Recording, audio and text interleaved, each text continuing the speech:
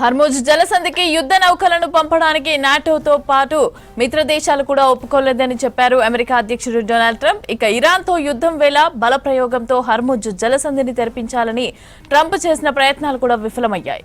Hormuz జలసంధిపై మిత్ర దేశాలు కలిసి రాకపోవడంతో అసహనం వ్యక్తం చేశారు. దీంతో తమకు ఎవరి అవసరం లేదని అన్నారు ట్రంప్. హర్ముజ్లో నౌకల రవాణా పునరుద్ధరించేందుకు తాము ఒంటరిగానే ప్రయత్నిస్తామని చెప్పారు యుఎస్ ప్రెసిడెంట్. అయితే ఇరాన్ విషయంలో తాము చేస్తున్న యుద్ధాన్ని దాదాపు అన్ని దేశాలు సమర్థించాయన్నారు ట్రంప్.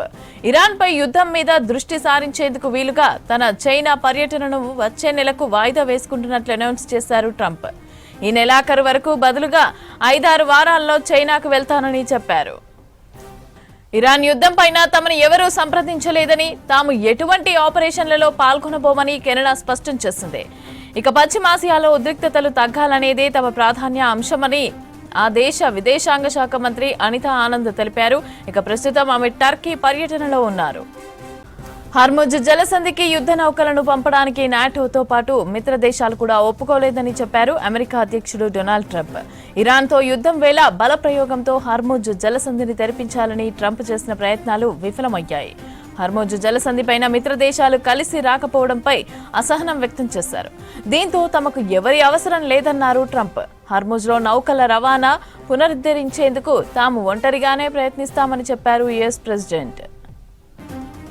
అయితే ఇరాన్ విషయంలో తాము చేస్తున్న యుద్ధాన్ని దాదాపు అన్ని దేశాలు సమర్థించాయన్నారు ట్రంప్. ఇరాన్పై యుద్ధం మీద దృష్టి సారించేందుకు వీలుగా తన చైనా పర్యటనను వచ్చే నెలకు వాయిదా వేసుకుంటున్నట్లు అనౌన్స్ చేశారు ట్రంప్. ఈ నెలాఖరుకు బదులుగా 5-6 వారాల్లో చైనాకు వెళ్తానని చెప్పారు.